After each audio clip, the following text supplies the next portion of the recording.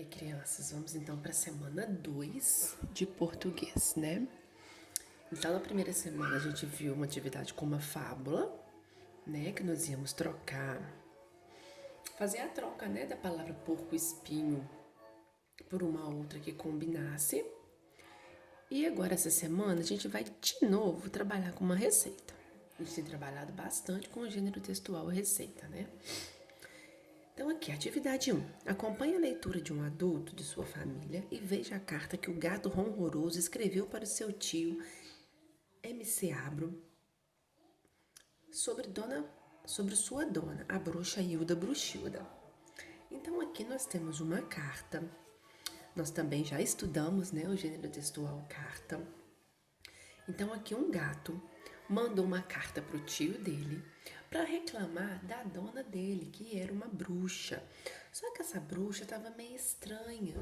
Ela não estava querendo ser bruxa, ela não estava fazendo as coisas que bruxa costuma fazer. Então vocês vão ler essa carta para ver o que é que estava acontecendo com essa bruxa. E depois nós vamos responder as perguntinhas. Atividade 2. A bruxa a quem a carta se refere se parece com as bruxas das histórias tradicionais infantis? Então vamos lembrar das histórias que a gente conhece que tem a bruxa. E vocês vão pensar, se essa bruxa que está falando na carta aqui é igual às bruxas que a gente conhece nas histórias infantis. E vocês vão marcar. E depois vocês vão sublinhar aqui na carta os trechos, ou seja, as partes da carta que vai confirmar a sua resposta. Se você falou que essa bruxa é uma bruxa igual às bruxas das histórias infantis, você vai marcar aqui no texto aonde é que fala isso. E se ela é uma bruxa que não se parece com as bruxas das histórias infantis, vocês vão marcar aqui no texto aonde é que está falando isso. Qual parte que mostra que o que ela faz não é coisas normais de uma bruxa fazer. Feita a primeira página, vamos para a segunda.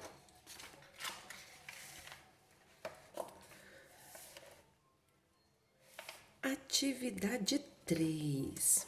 Ronroso escreveu uma carta para pedir ao tio um conselho que o ajudasse a fazer com que sua dona agisse como uma bruxa normal, ou ele escreveu uma carta pedindo ao tio que lhe desse a receita de uma poção mágica. Então, leia o texto novamente para vocês verem o que o gato pediu para o tio dele. Número 4. A bruxa tem nome e apelido. Escreva-os abaixo. Então, aqui vocês vão pôr o nome da bruxa e aqui qual é o apelido da bruxa. Número 5. Mas tio Macabro ficou muito sentido com o problema de seu sobrinho. Em todos os seus anos de servo de bruxa, nunca soube de ninguém que não quisesse ser uma. Imagine e produza uma receita de uma poção mágica a ser registrada no livro Feitiços do Tio Macabro. Capriche, porque ele vai enviá-la para seu sobrinho horroroso. Então, o que vocês vão fazer nessa atividade 5? Vocês vão pensar numa receita de uma poção mágica que o tio vai mandar pro gatinho dar essa receita para a bruxa, para ver se ela vira uma bruxa de verdade. Então vamos pensar, o que tem que ter na receita, né? A receita tem que ter os ingredientes, tem que ter o modo de preparar, e algumas receitas têm um modo de usar, o modo de se comer, o modo de se servir aquele prato.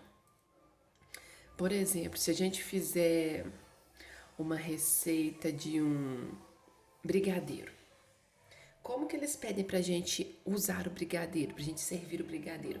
Esperar esfriar, enrolar, para depois a gente comer. Se a gente vai fazer um pavê, a gente tem que fazer ele, pôr na geladeira, esperar gelar para depois a gente tomar, pra gente comer. Então, é isso que é o modo de usar. Aqui vai ser feita uma receita de uma poção mágica. E vocês vão colocar como é que o gato deve usar essa poção na bruxa. se ela vai ter que tomar, se ela vai ter que passar no corpo, se ela tem que passar em alguma parte só do corpo. Vocês vão imaginar, vocês vão usar a criatividade de vocês para fazer essa receita. Pensem em ingredientes bem diferentes, ingredientes que bruxa usaria. Vocês viram que o gatinho falou aqui na carta, ó. Cadê? Ou ela não usa penas de sapo, olhos de salamandra, asas de morcego. Então são tudo coisas estranhas que a gente não usaria para fazer nas nossas receitas. Mas como é uma receita para bruxa, né? Então vale coisas estranhas. Então vocês vão pensar em quais ingredientes vocês vão usar. Lembra que os ingredientes precisam ter quantidades, né, de cada um, porque lembra também daquela outra receita da outra bruxa que nós estudamos, que não estava dando certo, porque ela não colocava a quantidade certa nas receitas. Então lembra de colocar a quantidade de cada ingrediente, escreva direitinho como é que vai fazer essa receita e como é que essa bruxa vai usar essa receita. Aqui não tem espaço, mas vocês podem colocar aqui por cima também o nome da receita, porque também outra coisa que toda receita tem é um título, né? E depois vocês vão conversar com a sua família e responder essas duas perguntinhas aqui oralmente. Será que a ajuda do tio Macabro vai funcionar? Será que se o tio mandar essa poção para a bruxa, isso vai ajudar ela se tornar uma bruxa de verdade? E veja se o seu texto apresenta todas as características do gênero textual receita. Para conferir, basta seguir, junto com o seu acompanhante na realização da atividade, as orientações aos pais e responsáveis. As orientações estão aqui. Aqui vem falando, né, o que precisa ter numa receita, quais são as características de uma receita. Mas vocês já sabem, né? E a tia acabou de lembrar que toda receita precisa ter o título, precisa ter o ingrediente, o modo de preparar e tem que estar explicado direitinho a quantidade de ingredientes e o passo a passo de como se faz a receita. Porque se não estiver certinho, o que acontece? A receita pode dar errado, não é? Então essa é a atividade da semana 2. Espero que vocês se divirtam fazendo essa atividade. E se tiverem dúvidas, já sabem, pode procurar a tia, tá bom?